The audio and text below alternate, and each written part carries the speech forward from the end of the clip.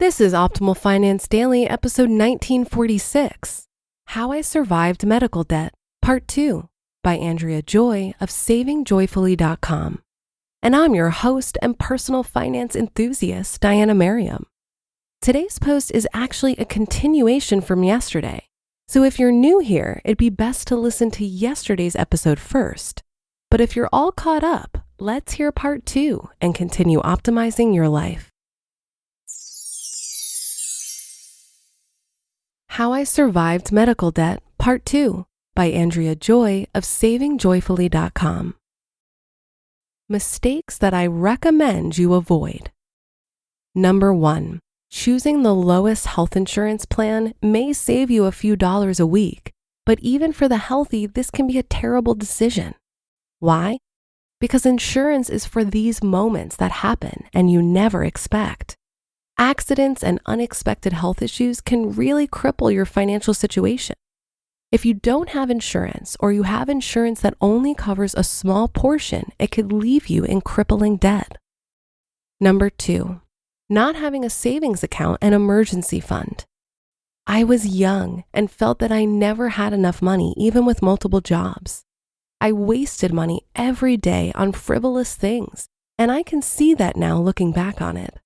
I didn't make a lot and lived paycheck to paycheck due to poorly budgeting my money. I had also begun to get so much credit card debt built up that I could not pay off. 3, credit cards became my emergency fund. This is the worst idea, especially when you have no real income. At this point, I was already deeply in debt and could not afford to pay even the minimum payments most months. This was the worst feeling ever, and I felt hopeless. I could absolutely see no end in sight to my financial problems, and then I started getting medical bills. Number 4, not returning phone calls regarding my medical bills. This was a terrible mistake that I made simply because I could not afford to pay the bills they sent me. I just would not answer the phone or return their calls. I let this one go far too long until the last call where the girl finally explained that I was being sent to collections. And number 5, looking back on my options now, I wish I could have avoided the method used to pay off my first pacemaker surgery. When I inquired on if I could do a payment plan, I was advised that they would only do a third-party loan. Feeling that I had no other options at the time, I set up and paid my medical bills for the next few years on this loan. Knowing what I know now, I would have spoken with a social worker in advance regarding my financial situation and inquired about additional assistance. I might have discussed other options and considered a different hospital that would have accommodated a payment plan. How to handle an unexpected medical crisis financially. Number 1, stay in contact the entire time with your healthcare giver or hospital regarding your bill. Do not avoid phone calls or provide inaccurate information. This can only harm you more in the long run. This can actually cause you to owe on charges you never would have owed due to failure to communicate. There can be legal consequences involved in situations like this, where you can be held responsible for costs you normally would not have been. There are time frames that you're allowed to update things with insurance companies, and when no contact is made by you within that time frame, balances can become your responsibility. Number 2, once balances are dropped to collections, it can affect your financial situation worse. If you can't pay your bills, you can contact the billing department in most healthcare facilities. In these situations, they will usually be willing to arrange interest-free payment plans.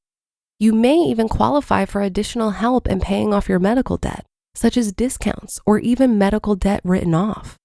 Be honest and open about your financial situation. They may require you to provide proof, such as pay stubs or other documentation. The more you're honest and willing to work with them, the more they'll be willing to help you. I now work in medical billing, and these are just a few of the things I've learned since then. Number 3, if you go on short-term disability at your current job, be aware that you will owe taxes on the money paid to you. You can often request that your HR department withhold taxes, but if you don't do so, they will not withhold them. Later on, when you file taxes, you may have to pay taxes, And if you're getting a refund, this could decrease your refund significantly. Number 4, don't be afraid to ask for help. Overall, this whole experience can devastate your finances if you continue to ignore the current reality. You must cut expenses everywhere and start to live like you're broke. If there are available financial resources offered, don't be embarrassed to take those opportunities. And number 5, always check your medical bills for errors. If things don't seem right or something seems off, call and ask questions. You never know when you may have been mistakenly billed in error for something that you should not have been. Medical billers are human, and we do make mistakes, and a quick glance at your account may help us catch these errors. Our current healthcare and financial crisis. Right now, with the coronavirus or COVID-19, many people are experiencing both health crisis and financially devastating circumstances. So how do you handle this right? How can you make sure that you come out of this okay? The truth is, none of us knows just what to expect from all of this. We're anxious about jobs that are either uncertain right now or have already let us go. You might be laid off temporarily or even permanently right now, and that's scary. You might have little or no resources available at your disposal, but you're not alone. Many others are dealing with the same thing.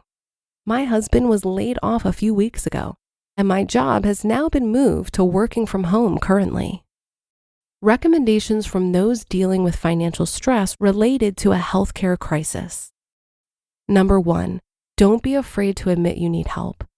Many others are struggling just the same all around the world. You should not feel ashamed that you're in this place, and you should not have to struggle alone. Number 2, look for resources that are available and apply for whatever you feel you may qualify for. Keep in mind that this is not permanent. This is just a difficult period where you might need a helping hand. Number 3, talk with a social worker while you're hospitalized or going through treatments and be honest about your financial situation. Social workers are a great resource in connecting you with assistance that you may not even know is available for people in your current situation. Number 4, look for food pantries that might offer help with groceries when money is tight. Religious organizations and charities often offer support in this way. Check your own local area for requirements, times, and locations. And number 5, contact the hospital or clinic immediately when you receive a bill to discuss payment options. Be honest and upfront about your financial struggles and see what they can offer or what they advise you to do.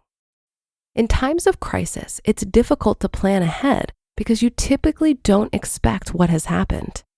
There are a few more articles that I've written regarding planning ahead for healthcare situations that I feel might be helpful for you. You just listened to part 2 of the post titled How I Survived Medical Debt by Andrea Joy of SavingJoyfully.com. While obtaining health insurance at a reasonable cost is certainly a concern, what do we do when we're faced with a medical bill, even when we have insurance? I once got a bill for $1,000 because my doctor ordered a test that the insurance company wouldn't cover. I called the doctor's office and told them I was only able to pay $20 per month. And I did that for a couple of years until I got tired of calling to make my payment and so decided to just pay off the rest of the bill in full. But I never paid any interest. Remember to never put medical debt on a credit card. Always negotiate the bill and set up an interest-free payment plan. Did you know that medical billing fraud is an $80 billion problem? Healthcare is the only thing we pay for where we have no idea how much it could cost before we get the bill. But it's possible for us to be better consumers of healthcare. There was an incredible speech at the Economy Conference last year, which is an event I produce, about what to do when you get a medical bill. The speech was from Angel Salucci, who investigates medical billing fraud and abuse. And she's found from 20 years of data that 93% of medical bills may contain errors and/or blatant fraud. Always request an itemized bill and make sure you understand and agree to everything before you pay anything. There are 4 main types of common errors to look out for on medical bills. And if you'd like to learn more about this, check out Angel's speech on the Economy Conference YouTube channel titled The Uprising of America Against Its Profiteering Healthcare System. And that's another episode of Optimal Finance Daily in the books. I'll be back with a bonus episode in just a second. So I'll see you there where your optimal life awaits.